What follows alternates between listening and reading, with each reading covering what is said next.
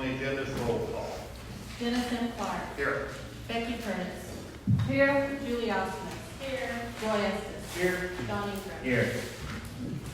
Thank you. Next item on the agenda is public participation. If there's anybody wishing to address the council, please come forward to the table in the front. Write down your name and your phone number. I'm sorry, your name and your address, and you'll be given 5 minutes to address the council.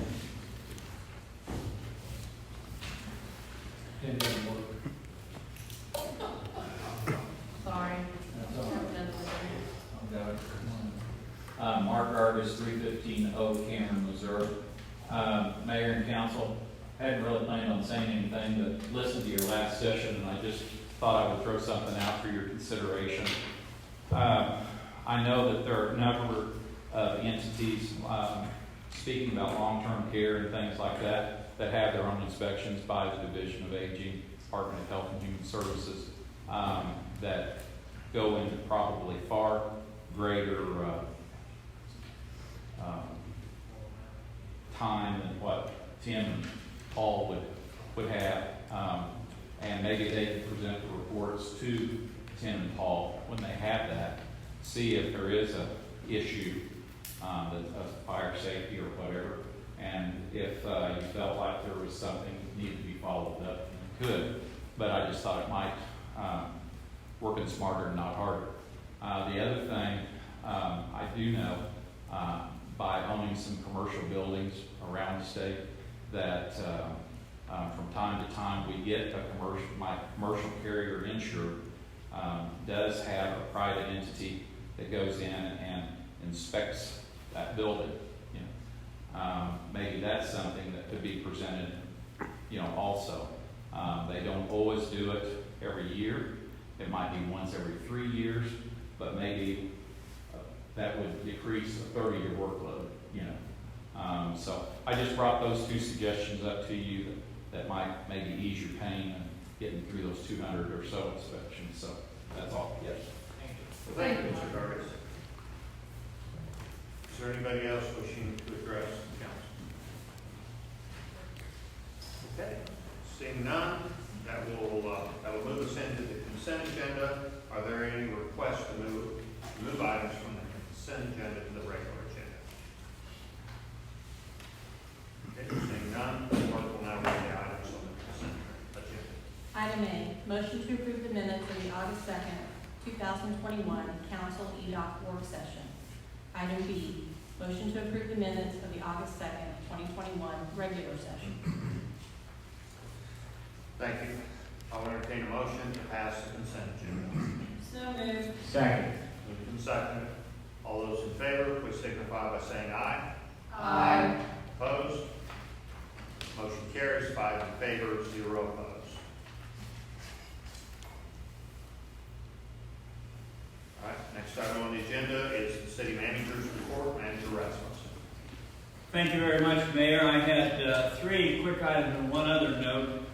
One is a highway DB improvement, and that is MoDOT, Cameron Regional, the city loves, met at noon on Thursday via Zoom, and we also had people present to talk about the improvements on Highway BB. And one of the important things about it is that MoDOT has a program whereby if locally we can pay 50% of the cost of the improvements, then they move this up to a Tier 1 on their list of a project, and that moves the project forward to very quickly being done. We're working on that very hard, and as this develops, we'll bring back information to you, but that may be a way to get the area down on BB and the overpass there significantly improved in an earlier fashion. The second thing I wanted to talk about was the Fee Increase Ordinance, and what happens there is I hope to have the Fee Increase Ordinance available for this meeting, but in talking with the city attorney and the city clerk, we determined more staff work would be necessary because we would like to have all of those in one ordinance, so if you want to change them, you only have a resolution to change one thing rather than having to change 14 ordinances. So we're putting that together into one ordinance, and we would bring that back to you. The reason that I mention it now, and it's timely, is because part of that is included in the budget, which you have to do final improvement on. And those fee increases were included in that. So when I bring it back to you, I don't want it to be a surprise that it's something new. It is part of that ordinance, but what we want to do is make sure that we've got it easy for the council to look. And so it would be better to do it this way and take a little while to do it in a better way. So we'll try to bring that back to you at the next meeting. The other item I want to talk about is the Spillway Bridge at Eagle Lake. One of the things we had on our goals and objectives in the council is to move forward with lake projects. And we've been trying to get the trails around both lakes. Around Eagle Lake, the project we have is not handicap accessible, but a rough trail. We've got it all the way around there, except we can't get over the spillway. So Matt Arndt, the new chairman of the park board, and I and Zach Johnson went out and we looked at this. And there is the spillway that we have to get over. There are two options that we've got. One thing is that MoDOT is willing to actually let us have at virtually no cost some bridges that they had. And we looked at one bridge that was at Shoal Creek. There's what the bridge looks like, and you can see it's pretty substantial, although it's small by MoDOT standards. And essentially we can get that for free, except there's considerable expense then in dismantling it and moving it. But it is an option that we're working on. The other one is a refurbished railway flat car. And there's a picture of that, and that is one that's over a creek in a farm just a mile or two outside of the city. And you can see on the left, you've got Zach Johnson and Matt Arndt walking on that bridge. And what it is, it's simply a railway flat car that a company takes the wheels and the carriage off of it, and it's a long, solid steel structure, long enough to cover the bridge. On the left, you can see what it looks like from the bridge itself. And then on the right, you can see what it looks like from a distance. And that looks like it would be a good option to cover that spillway that we're talking about. And I've included this because we currently have $27,000 in the budget, which was in special projects for this project. And I was told initially that we could get the railroad bridge for within that cost. And so that seems to be a viable option. And so Matt Arndt and Zach and I will continue to work this. And we've got something back that we can bring to you. We'll bring it back to you. Both of these will require some work on the spillway in terms of some kind of a button for them to fit on, because I don't think we just lay it on the concrete that exists now. But both of those look, and you can see, yeah, thank you, Zach. You can see on each side, you probably just can't lay that on the concrete spillway. You'll have to come back and build something for it to go in. But there's some ideas to do that, and we'll talk about that and see if we can get that bridge over. By the way, that railway bridge will fit across there with about, I think, 6 extra feet on each side. And you can just buy those outright, and then there aren't any strings attached. The ones we get from MoDOT is a good option, but it also goes through they have a historic bridge committee, so there's some historic preservation items that go with that. The railroad bridge may be simpler to get. We'll continue to work on that. I just wanted to let the council know that we're moving forward with that project. If we get a little more specificity, we'll bring that back to you. And the last thing I wanted to announce was we have tentatively proposed a finance committee for this Wednesday at 5 p.m. I know Carmen was working to schedule that with all of you, but what we have is $1.947 million, almost $2 million of we'll call it COVID money that will be coming to the city. And so we would like to have the finance committee to at least begin to look at that and look at some of the options about how we might want to use that money. And we'll bring that back to you with the details on that committee meeting, and I think that's Wednesday at 5 p.m. downstairs.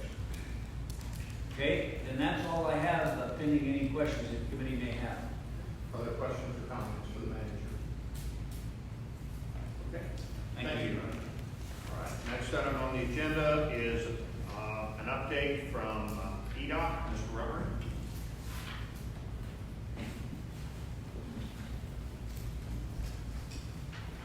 Thank you, Mr. Mayor, members of the council. Madam Clerk, Mr. Manager, Counselor. Few things today. Project QTC, that's, as we know where that is, and this last report I gave you, so we started some concrete. I've been told that they actually expect and want to be anyway, up and going by the end of this year. So that was good news. We have another project that I put both the Caldwell County side and the Clinton County side of your industrial park in for. It's a big project, pretty good size employment, good wages, huge investment on their part. So we'll see kind of where that goes. I told you before that the lease was signed for a new coffee company that's coming in. I just want you to know that I spoke with them this morning, and they are going to be, hopefully, they want to be in operation within the first 2 weeks of September. They thought they'd actually be done with some of the remodeling, but they've got a couple of days left to go, and then there's some other things, equipment and all that. In case you don't know, the supply chain for not just restaurants, but everything, just about, the supply chain is very difficult. Things are backed up, they can't get what they need. And one of the things holding this up happens to be a very important part of what they need, their cash register. So that handles credit cards, that handles everything. So they're waiting for that to be delivered and keep thinking it'll be any day. So I'm excited about that. I mentioned to you about Project Steel 2, and said that we were not able to find a building. We may have located a building. I'm going to be in touch with the gentleman tomorrow, and I don't know that it'll work for him. It's just what it is. But we do have a building that kind of matches up what he wants to have. It's going to depend a little bit on where he is with his situations. I told you he had a business and he was looking around for a relocation, and the building he was in caught on fire. So he's had a double whammy there. We had another project called Nonprofit. Again, we were having difficulty finding a building. Mark Burris and I were out the biggest part of the afternoon looking for buildings. I think we may have identified 2 or 3 possibly that might work. Mark is making a call on a couple of them tomorrow. We actually went inside one of the buildings and looked, so we'll see how that goes. So that's all I had this evening. I'll be glad to answer questions. Questions, comments? Okay, thank you. Okay, next item on the agenda is unfinished business. We have a second and final reading on Bill 2021-24. Bill 2021-24, an ordinance for the city of Cameron, Missouri to establish a procedure to disclose potential conflicts of interest and substantial interest for certain municipal officials. Thank you. Chair will entertain a motion to pass Bill 2021-24 on second reading by roll call. So moved. Second. Moved and second. Discussion? Becky Curtis. Yes. Julie Osmond. Yes. Roy Estes. Yes. John Ingram. Yes. Dennis M. Clark. Yes. Bill 2021-24 passes on second and final reading, 5 in favor, 0 opposed.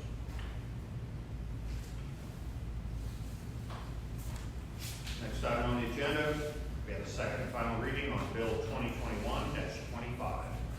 Bill 2021-25, an ordinance approving the downtown Cameron redevelopment plan pursuant to Chapter 353 of the revised statutes of Missouri, establishing the redevelopment area described therein as a blighted area, and approving the downtown Cameron redevelopment plan policy. Thank you. Chair will entertain a motion to pass Bill 2021-25 on second and final reading by roll call. So moved. Second. Moved and second. Discussion? Julie Osmond. Yes. Roy Estes. Yes. John Ingram. Yes. Dennis M. Clark. Yes. Becky Curtis. Yes. Bill 2021-25 passes on second and final reading, 5 in favor, 0 opposed.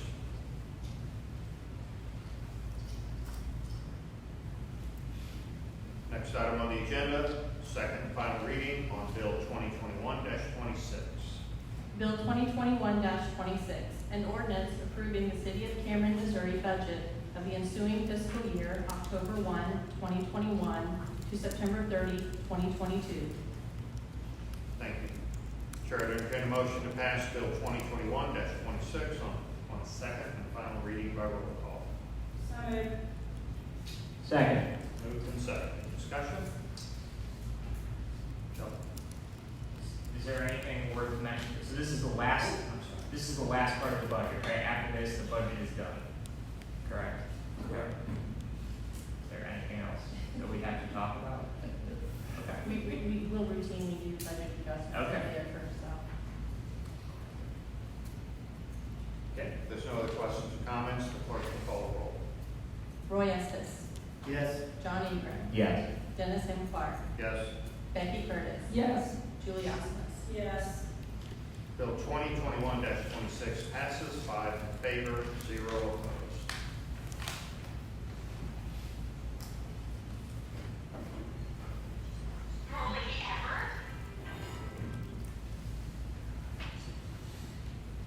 Next item on the agenda, second and final reading on Bill 2021-27. Bill 2021-27, an ordinance authorizing the acceptance of public infrastructure improvements developed by Manion Properties LLC in Weston Estates Phase 2 subdivision, original plat, as public domain for the City of Cameron. Thank you. Chair, I entertain a motion to pass Bill 2021-27 on second and final reading by roll call. So moved. Second. Moved and seconded. Discussions? Clerk will call the roll. John Ingram. Yes. Dennis M. Clark. Yes. Becky Curtis. Yes. Julie Osmond. Yes. Roy Estes. Yes. Bill 2021-27 passes on second and final reading, 5 in favor, 0 opposed.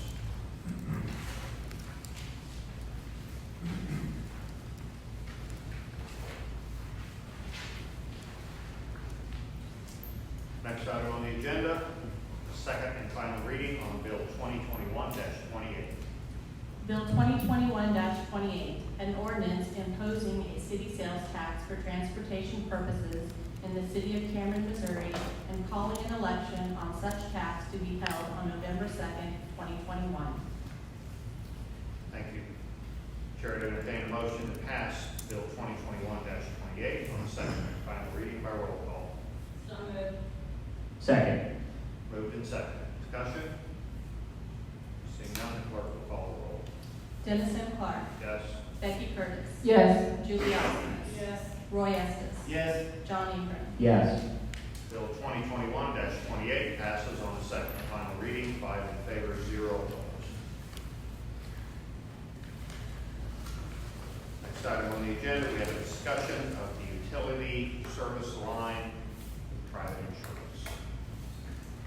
Thank you very much, Mayor. As you know, the council has talked about the issue of service line, both water and sewer, in a number of different times. A month or so ago, we had the presentation by the National League of Cities as their insurance program. Another option that we have is just private insurance you attach with your homeowner's insurance. Now, that's an option, but it has some complications to it, and so I asked 2 subject matter experts to come and talk to us about that. And I've asked Mark Baker and Jim Ocker, who are some local insurance people, to come up and present how that happened. And we've also offered that to everybody else. I know we have some other people to talk about that. We're not picking these people out specifically as advocating their business, but of course, we'd like them to tell us about it generally. And anyone else who has something about it, we'd welcome their comments as well.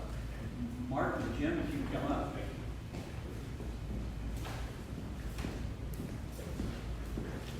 Thank you for the opportunity to address the council, city manager, vice president, and administration staff. And Mark and I are here. We typically don't dress alike, but today's Rotary Day, so. But anyway, with Ocker Insurance, Mark at JBLB Insurance here in Cameron. And Steve asked us to come and speak a little bit about the service line coverage that is available by most carriers, not all carriers that offer homeowner insurance, as an alternative or as an optional coverage that you can have on your policy. And it's not cost prohibitive, it's very reasonably priced, but it is broad coverage, and it is it is an enhancement to your existing homeowner policy. And it's not a duplication of coverage, it's simply a coverage of a standalone coverage of its own. Mark's got a handout. I passed it out to everybody. You've already passed it out, okay. And not to try to steal any thunder here, but really what the intent of it is to provide coverage from the meter. What is the responsibility of the homeowner from the meter to the main, essentially? From the main to the To the house. main to the house, That's not- to the house, to the house, to the main. It's whatever the insured is responsible for. Right, responsibility. And it just says right here, it says, in return for your payment of required premium, this is a policy form I'm reading from. It's from the Hartford Steam Boiler. They're a very reputable company, and they offer this on policies that they write. Plus, they also cede coverage like this to maybe smaller companies that don't take on the risk themselves. They allow other companies to sell their product, but yet they provide the coverage. It's kind of a third-party arrangement. Mark, if you have anything else to add to that, go right ahead. The covered service line means exterior underground piping and wiring, including permanent connections, valves, or attached devices, providing one of the following services to your insured premises. It could be communications, including cable transmission, data transmission, internet access, and telecommunications, compressed air, drainage, electrical power, heating, including geothermal, natural gas, propane, and steam, water disposal, or water. And it just says it must be owned by you, or you must be responsible for this repair or replacement as required by law, regulation, or service agreement. And there's things that it doesn't include. There are sales pieces that go out there, but yet obviously where the rubber hits the road when it comes to insurance, as on any coverage, is what does it say in the actual contract language? What does it say in the policy? So it's very extensive. Typically, you'll see a limit. I think, Mark, what, $10,000? $10,000 to $20,000. 10 to 20.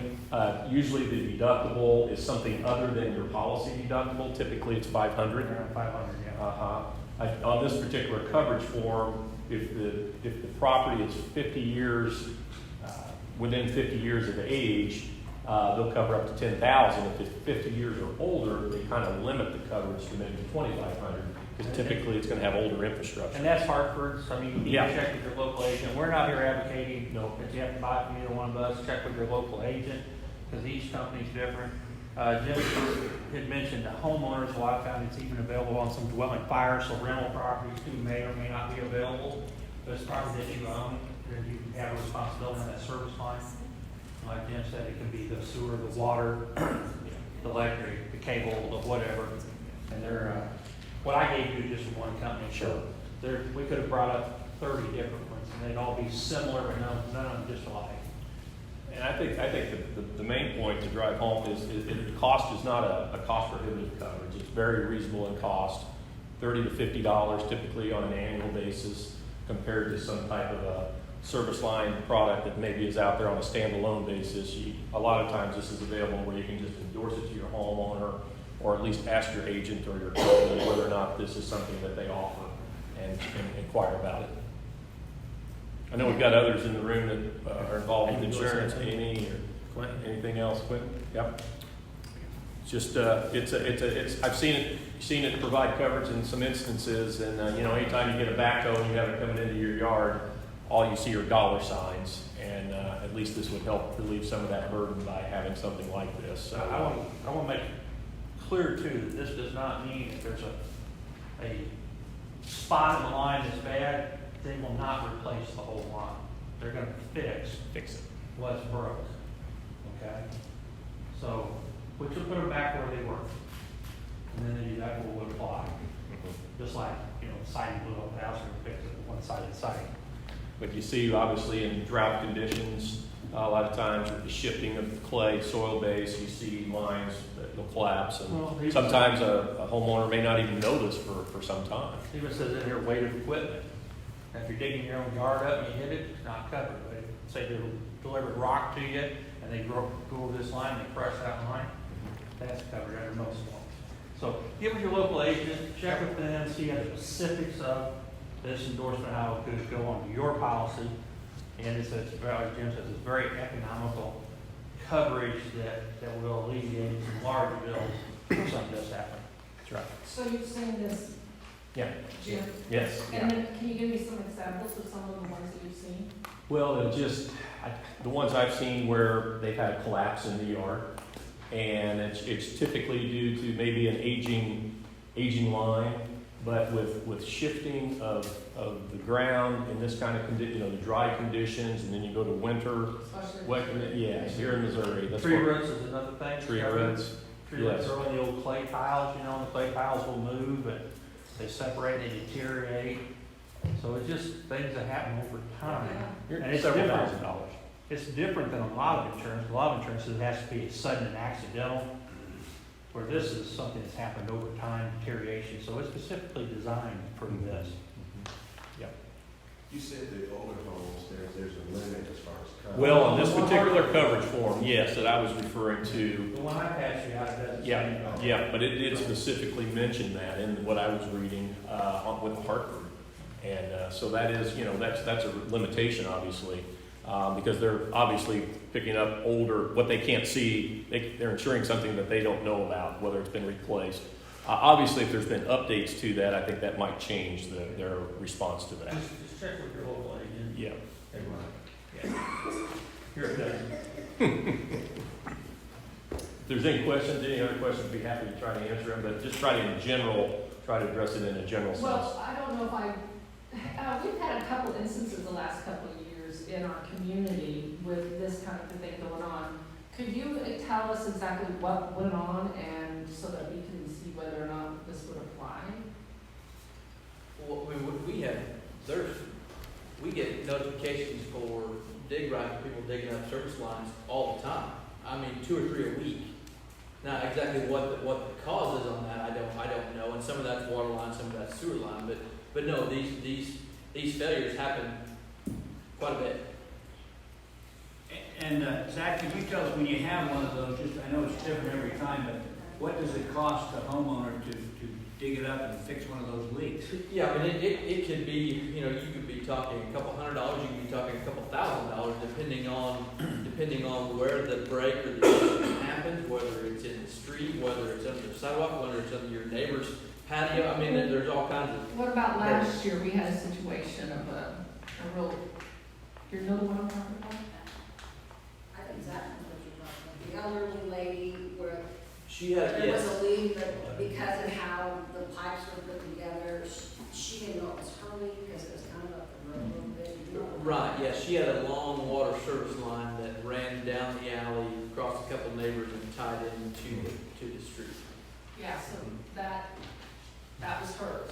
Yeah, most of these have a limitation of so many dollars on there, and they will take care of it. I want to tell you too, that this is something that's fairly new. This hasn't been out there for 25 years. This is It's a new. probably, what, the last 5 years or 2 years probably for most companies. So it's because of things like what Zach's talking about is driven the insurance companies to offer this. Because before it was never thought about. Well, the cities find themselves in a place, in a peculiar place, because then if they don't wanna fix it, and we're dealing with a leak, and they sometimes will just get up and leave. So, Well, and I think part of the reason is because the residents that live in the city don't know what their responsibility is.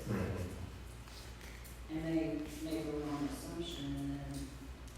And I know I cannot buy that endorsement with my current homeowner policy. I have another policy that has better coverage, and I can change it, when they cover a roof replacement forever. And add it, but with mine, I can't just buy it. So, just like you said, I'd say the first conversation should be call your insurance agent. Right. And know that that carrier, you can't add it to any commercial property. Rentals, they won't write it. I'm not telling you, I'm telling Right. you, not everybody's gonna do this. Right. It's getting to be more common because it has got to be kind of a forefront leader, and you need to check with them to see if there is, and if not, then maybe you need to look elsewhere, if that's important to you, okay? Some people may just say, you've gone without for 50 years, I don't need it. So, it's whatever the customer wants. Thank you guys very much. Yeah, thank you for that. Yep, appreciate it. Thank you.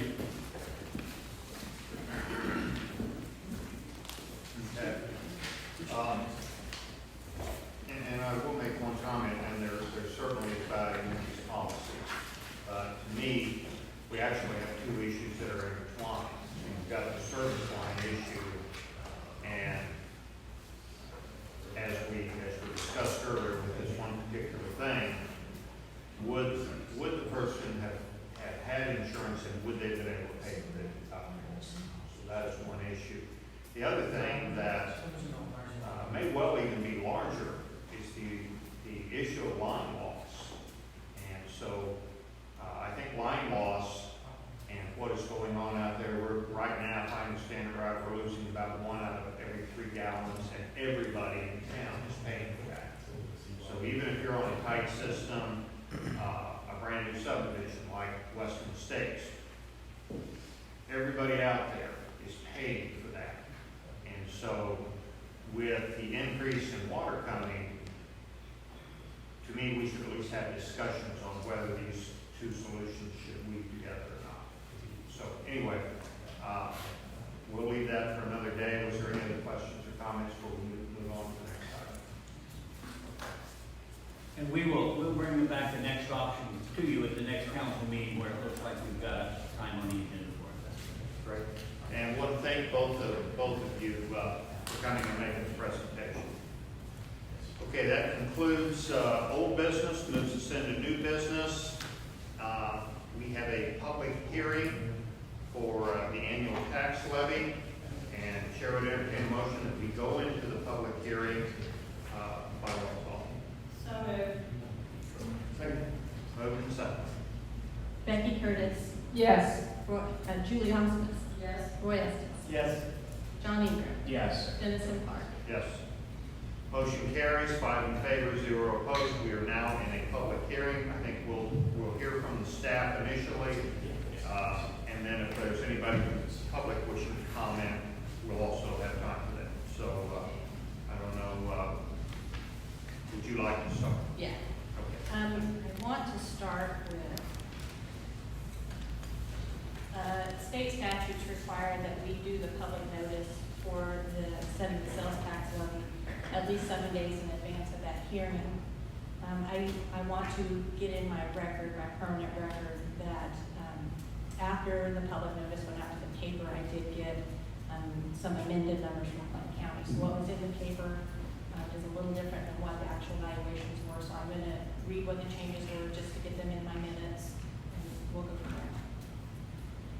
So the total real estate valuations for 2021 are $61,882,416. Total personal property valuations for 2021 are $17,159,405. Gives a total valuation for the city of Cameron for all counties, Clinton, DeKalb, and Caldwell, $79,041,821. All right.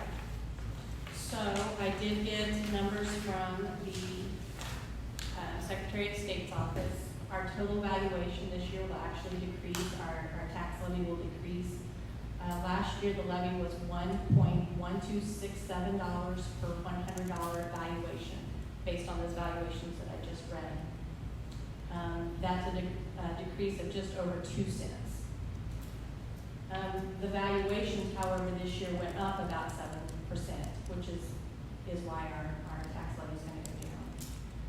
So the total potential revenue based on the valuations and the tax levy proposed will be $873,649.25, and that's for all the different funds. That's for general, parks, library, and band. Of that, roughly $526,000 for general, $128,000 for parks, $146,000 for library, and about $73,000 for band. And I included with your packet a trend that shows what the sales tax has been, the tax levy has been in the past, and what the valuation has been in the past. These numbers come from the Secretary of State's office. They take our valuations, they look at our history. I believe they computed a 1.1% cost of living, and that's where those numbers come.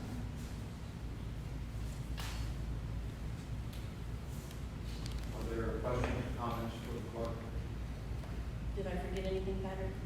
No, just always remember that this is just setting the levy. It's not imposing any additional taxes. It's just keeping in line to generate the same amount of revenue as was generated the year before, and it fluctuates due to the cost or the actual valuation of all personal and real property in the city.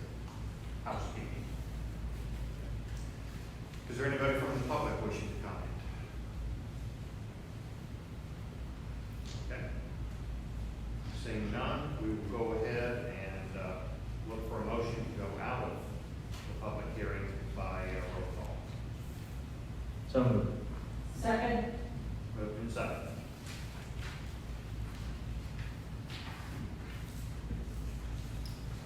Julie Osmond. Yes. Roy Estes. Yes. John Ingram. Yes. Dennis M. Clark. Yes. Becky Curtis. Yes. Motion carries 5 in favor, 0 opposed.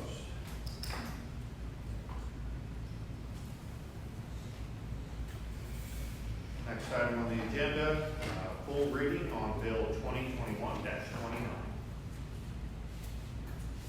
Bill 2021-29, an ordinance levying tax upon all property taxable in the city of Cameron, Missouri for the year 2021 and fixing the rate thereof. Thank you. Chair to entertain a motion to pass Bill 2021-29 on first reading. So moved. Second. Moved and seconded. Discussion? I just want to add, we are doing this a full reading because I have to do my public notice 7 days in advance of this hearing. I don't get the numbers from the state auditor's office until after that's happened, and it has to be to the counties and certified before leaving them alone. So the state will do that.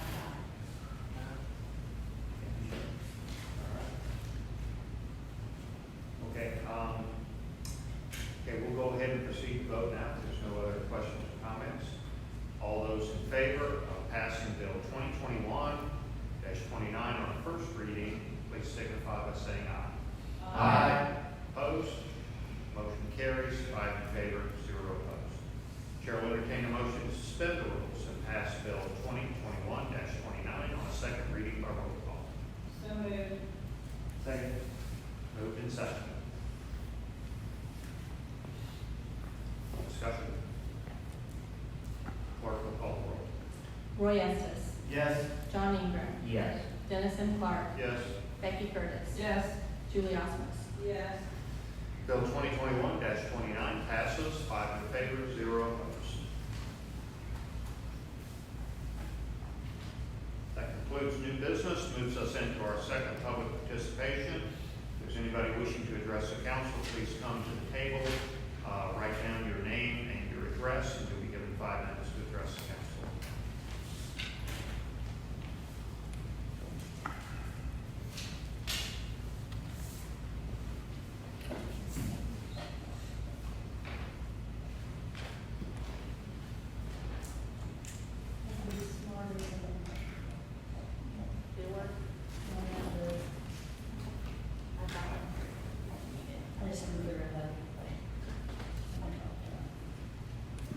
So tonight I'm Sue Van, and tonight I was listening to the discussion on the utility service lines, which I think was a perfect opportunity for me to chime in on this, because 1st of July we had heavy rains, and I had bought a property there, and I bought a property at 323 South Cherry. And I was contacted by the tenant saying we have sewage in the basement. And as I go over there, there's 3 feet of sewer in my basement. And there's things floating around, and we get the sump pumps running as fast as it can, and they get another sump pump over there. 2 days this is running, we can't get it. I call Mark Klein, he comes over, he calls me, he says, Sue, I called the city, it's not you, it's the city sewer lines out in the street. So, both ends on Cherry and on, I believe it was Chestnut, they were there, and they cleared it out, and shoosh, the sewage is gone. So I called Zach and I said, what do I do? And he said, well, I tried it into the insurance. Well, the insurance wouldn't pay it. Your insurance wouldn't pay it. The lady called me and she said she started asking me questions. She said, well, I'll just tell you now, we're gonna deny it. And I said, well, why are you gonna deny it? And she said, well, the city can't help who flushes diapers down the toilet. I'm like, all right. So I said, well, thank you very much, and I hung up. And I called my insurance company, and thankfully, I had a little tiny policy over there because it took my furnace, it took my hot water heater, I lost my tenant, because this took a month to get everything back in order. By the time you get the adjuster out there to look at it, which was a week and a half. And so I called Zach and I said, Zach, what does the city do? So they give me $5,000, I had a little $5,000 with a $1,000 deductible. And my costs went over that. And he said he would talk to Steve. Well, I never heard anything back. So once I get my figures in, I was being very generous. I put in a $1,950 bill to the city of Cameron. And Steve did call me and he did say, this is unusual, we're going to cover this. Now my point to you is, that sewer has been plugged for quite a while. That didn't just happen. So again, we do so much deferred maintenance, so much deferred maintenance. If our departments need money to keep these things going, give the departments the money they need. I could have been the little old lady that had to leave my house because I couldn't put in a furnace and a hot water heater. I could. But it could have been, and I'm sure that's happened before. And we've got to start being proactive. I hear so much about what the city wants from the people. I'm telling you what I want and what the citizens want. We want streets we can drive down on. We don't want shit in our basement, excuse me everybody, but we don't. And we want responsibility taken when it's responsible. If it's your fault, take responsibility for it. I shouldn't have had to go through it. I shouldn't have had to be mad about it. I should have got Servpro in there and charged thousands of dollars to clean that up, but I did not. And so what I'm saying is, yes, the city is going to take care of it. Thank you. The city is going to take care of it. We've got to start taking care of our stuff. It's from the dog shelter. It's we let things fall apart before we fix them, and it costs money, and it's costing all of us because fees are going up, price is going up, and I'm here to tell you right now, I for one getting tired of it, and so I think that when you're thinking about what the guys need, don't give them what they need. Don't be cutting anybody's budget. If they say they need this money, they know. If Drew says he needs money for streets, give it to him. Zach needs money for the stormwater and everything, give it to him.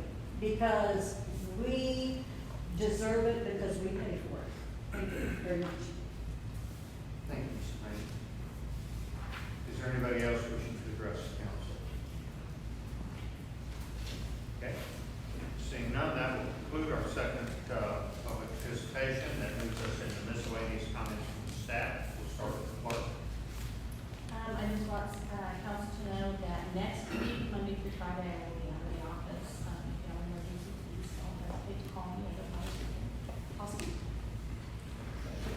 Thank you. We also do have the chamber banquet coming up in September. The chamber had to cancel their banquet last year, and I still have tickets for that. I have quite a few tickets, so I just need a head count of who will be attending that. It's going to be on Thursday, September the 23rd at 6 o'clock in the evening. So if you guys could check your calendars, and I'll send out an email with that information on it and let me know who wants to go and who can attend. Also in September 26th to the 29th, we'll be in the NL conference in St. Louis. I do have everyone registered for that who indicated they wanted to go. I will also send out an email so that you can check your calendars and make sure there's no conflicts. We'll just kind of go down the line, Director. Nothing Manager. further. Chief? Chief O'Donnell, anything? No, sir. Okay.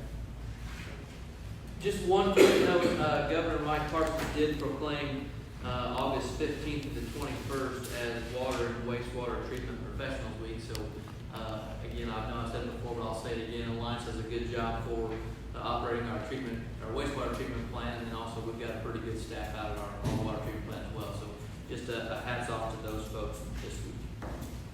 You said it was this week? This week, yes. Council? Nothing.